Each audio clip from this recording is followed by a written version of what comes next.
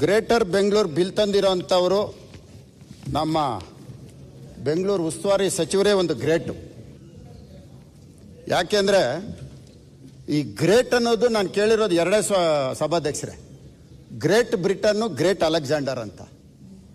ಅಂಥದ್ರಲ್ಲಿ ಇನ್ನೊಂದು ಗ್ರೇಟ್ ಅಂತ ಕೇಳ್ತಾ ಇದ್ರೆ ಗ್ರೇಟ್ ಡಿ ಕೆ ಶಿವಕುಮಾರ್ ಅವರು ಇವತ್ತು ಗ್ರೇಟರ್ ಬೆಂಗಳೂರು ಬಿಲ್ ತಂದಿದ್ದಾರೆ.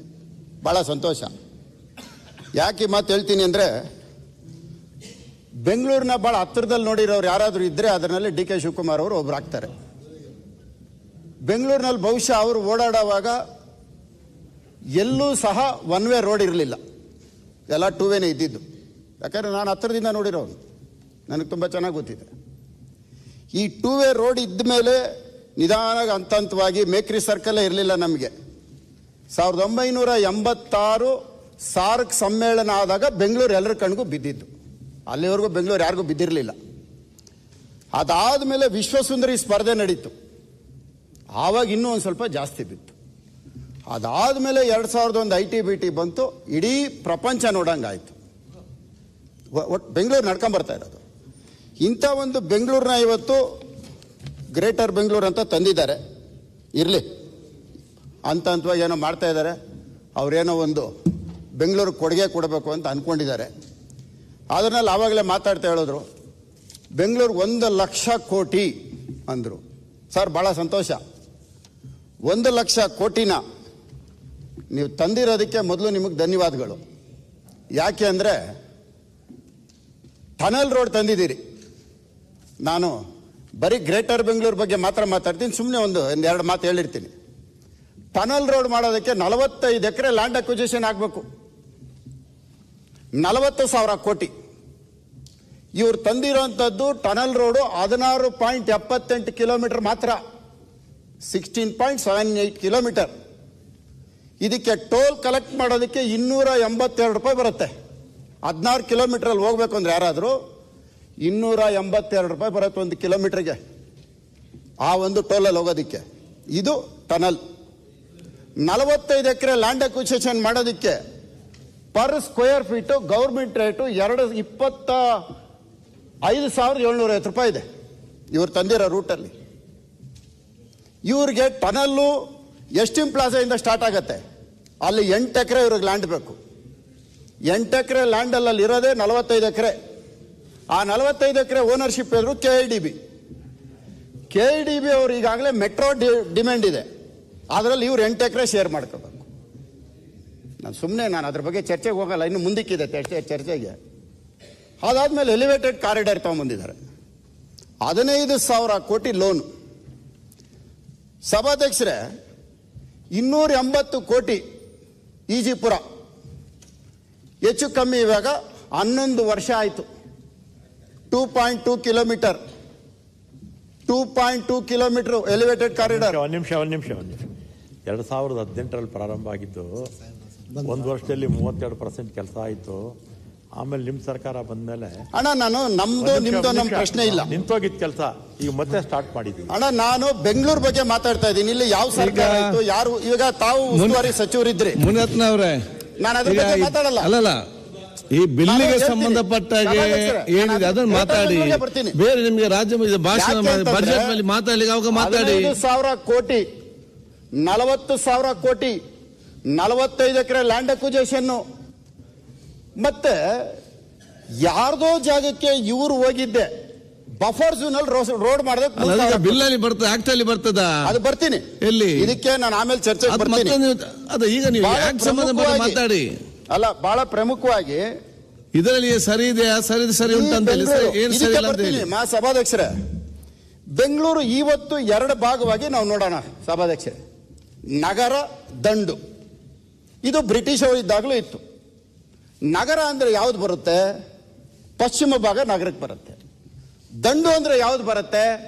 Cook Town, Cox Town, Frazer Town, Brigade Road, Commercial Street, ಇವೆಲ್ಲ ಬಂದು ದಂಡು ಪ್ರದೇಶ. ಬ್ರಿಟಿಷ್ ಅವರು ಇದ್ದಿದ್ದೆಲ್ಲಿ? ಬರೀ ಈ ಕಡೆನೆ. ಇವತ್ತು ಆ ಬ್ರಿಟಿಷ್ ಅವರು ಇದ್ದಿದ್ದ ಜಾಗದಲ್ಲಿ ಯಾರು ಬಂದಿದೆ? ITBT ಬಂದಿದೆ. ಭಾರತಹಳ್ಳಿ ಇರ್ಬೋದು, ಇಂದಿರಾನಗರ್ ಇರ್ಬೋದು, ಮಹದೇವಪುರ ಇರ್ಬೋದು, ಇವೆಲ್ಲ ಅಲ್ಲಿ ಬಂದಿದೆ. ನಾವು ನಗರ ಪ್ರದೇಶದವ್ರು ನಾವು ಯಾರು?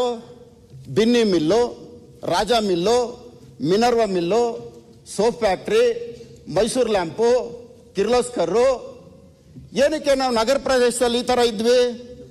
ಇಲ್ಲೆಲ್ಲ ಬಂದಿದ್ದ ಉದ್ದೇಶ ಬಡತನ, ಕೂಲಿ ಕಾರ್ಮಿಕರು ಸಿಗ್ತಾ ಇದ್ದಂಥ ಪ್ರದೇಶ. ಯಾತಕ್ಕೆ ಅಂದರೆ ಇಂಥ ಒಂದು ಕಾರ್ಖಾನೆಗಳು ತಂದಾಗ ಮೈಸೂರು ಸಂಸ್ಥಾನ ತಂದ ಮೇಲೆ ಬ್ರಿಟಿಷ್ ಅವರು ಯಾವುದು ಈ ಕಡೆಗೆ ತರಲಿಲ್ಲ. ಅಲ್ಲೆಲ್ಲ ಸ್ಕೂಲ್ಗಳು, ಬಾಲ್ಡವಿನು, ಬಿಷಪ್ ಕಾಟನು, ಸೆಂಟ್ ಜೋಸೆಫ್ ಬಂತು. ನಮ್ಗೆ ಯಾವ್ದು ಬಂತು? ಬಿನ್ನಿ ಮಿಲ್ ಬಂತು. ಕೂಲಿ ಕಾರ್ಮಿಕರು ನಾವು ಸಿಗ್ತೀವಿ ಅಂತ ಬೆಂಗಳೂರು ಭಾಗ ಆಯಿತು. ಆವತ್ತಿಂದ ಬೆಂಗಳೂರು ಪಶ್ಚಿಮ ಬಡತನದಲ್ಲೇ ಇದೆ, ಶ್ರೀಮಂತಿಕೆಯಲ್ಲಿಲ್ಲ.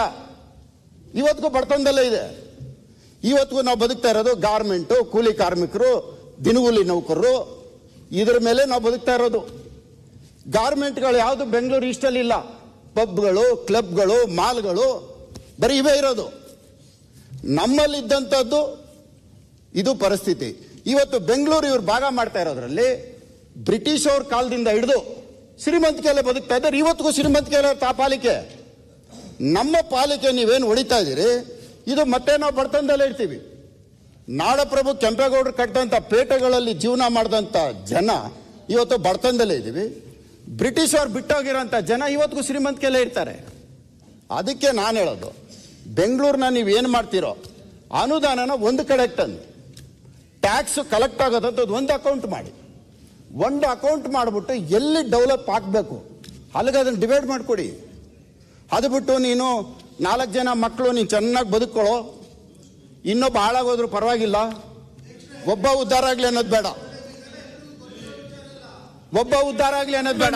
ಮಾತಾಡಿದಿಲ್ಲ ಕೇಳಿ, ಬಿಲ್ ಅದೇ ಬಿಲ್ ಸಂಬಂಧ ಈಗ ನಾನು ಮಾತನಾಡ್ತಾ ಇರೋದು ಬೆಂಗಳೂರು ನಗರ ಯಾವ ರೀತಿ ಇದೆ ಅಂತ. ನಿಮ್ಮ ಕೇಳಿ, ಬೆಂಗಳೂರು ನಗರ ಯಾವ ರೀತಿ ಇದೆ ಅಂತ ಹೇಳ್ತಾ ಇದ್ದೀನಿ.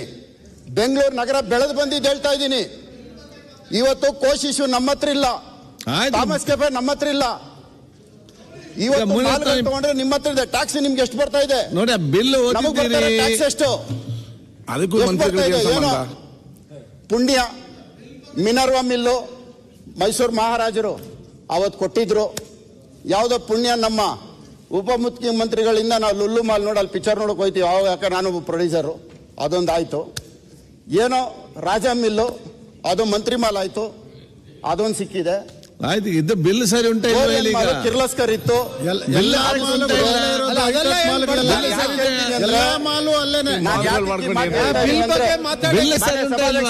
ನಾನು ಯಾಕೆ ಹೇಳ್ತಾ ಇದ್ದೀನಿ ಅಂದ್ರೆ, ಶ್ರೀಮಂತಿಕೆ ಇರೋಂತ ಸ್ಥಳನ ಹಂಗೆ ಬಿಟ್ಟು ನಮ್ಮನ್ನ ಬಡವರು ಮಾಡಬೇಡ್ರಿ.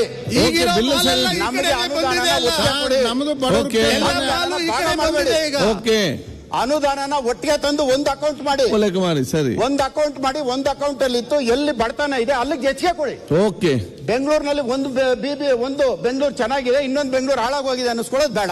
ಸರಿ, ಷಷ್ಠಿ ಸೋಮಶೇಖರ್ ರಾಮಮೂರ್ತಿ ಬರ್ತಾನೆ ಸರ್. ನನ್ನ ಕ್ಷೇತ್ರ ಒಂದ್ ಸೆಕೆಂಡ್. ಕೃಷ್ಣಪ್ಪ ಒಂದು ಸಾಮಾನ್ಯ ಆಯ್ತು. ಕೃಷ್ಣಪ್ಪ ಮಾತಾಡ. ಸಭಾಧ್ಯಕ್ಷರೇ, ನನ್ನ ಕ್ಷೇತ್ರದ ಬಗ್ಗೆ ಎಲೆಕ್ಟ್ರಾನಿಸಿಟಿ ನನ್ನ ಕ್ಷೇತ್ರದಲ್ಲೇ ಬರೋದ್ರಿಂದ ಅಲ್ಲಿ ಸ್ಥಳೀಯವಾಗಿ ಅವ್ರಿಗೆ ಹೋಗುವಂಥ ರಸ್ತೆಗಳನ್ನೆಲ್ಲ ಅಭಿವೃದ್ಧಿ ಮಾಡಲಿಕ್ಕೆ ನಮಗೆ ದಿನನಿತ್ಯ ಅಪ್ರೋಚ್ ಮಾಡ್ತಾ ಇರ್ತಾರೆ. ಅವರ ಎಲೆಕ್ಟ್ರಾನಿಸಿಟಿಯಿಂದ